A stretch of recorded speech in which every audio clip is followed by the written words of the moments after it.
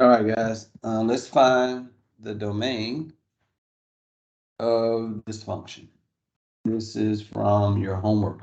One problem from the new set of homework problems that will not be on the Unit 1 test. This will be on Unit 2 test. So we're just getting a head start. This is the new assignment that's in the online platform. So the way you find the domain for this one is a little different because my numerator has this square root function here. The denominator is almost the same. So I know that x cannot be equal to -6 because I plug in -6 here. So basically, this is what you're doing. I'm going x plus 6 equals 0. And I'm going x squared plus 1 equals 0. And I'm looking at my numerator function. If you remember radical function, this is the example, not the problem. I'm making this up. So if I tell you that square root of, I don't know, 4, that's equal to 2, okay?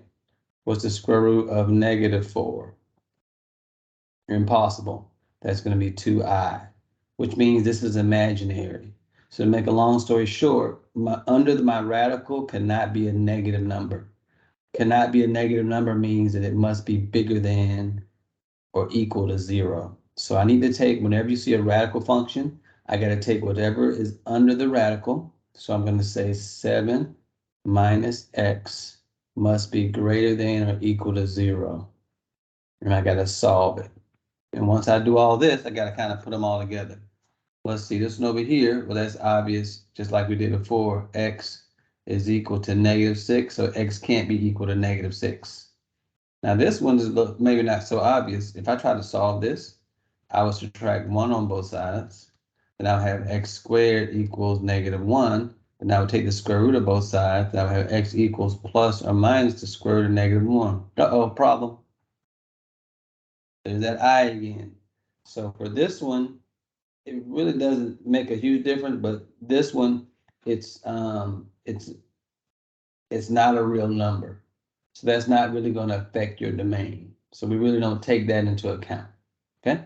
This one over here, let's see, I need to just solve for x. So I'm going to subtract 7. Negative x is greater than or equal to -7. Divide by -1. And remember, if you divide by a negative, your inequality symbol is going to switch. So you can have x is less than or equal to 7. So basically, if I plug in any number that's smaller than or equal to 7, then that's going to be undefined for my function. So how do I write all this out? So it's all real numbers except for -6 and the numbers that are less than or equal to 7. So the way you write that out, I'm going to say from -infinity up to -6. And it can't be -6, so I'm going to put parentheses here. And I'm going to put union. Then I want to go on the other side of that -6, so I'm going to go -6 up to, well, this says x is less than or equal to 7. So equal to 7 means I'm including 7. So -6 up to 7. That's going to be your domain. So you say, yeah. So this is, again, it's just weird the way it looks. I did a graph of this.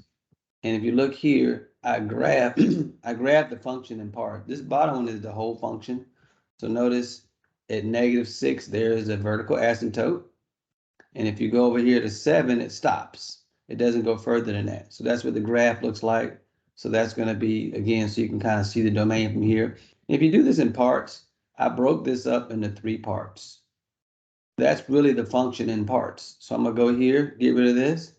That's the first part. Square root of 7 minus x. So that's going to be all values that are less than 7, okay, for the domain. Well, let's get rid of that and just focus on 1 over x plus 6. Well, that one has a domain where it's not equal to -6. Okay, if I get rid of that one and go to this one, This one, if you look at the domain, it's really all reals. It continues forever. That's because the solution to this is unreal. Okay? And if I put it all together, it kind of looks the same, but all together. So it's like we took a bunch of functions and put it all together. And I think that's it. Hopefully that helps you to finish that homework problem. And if you have any other questions, let me know. Great questions. I love it.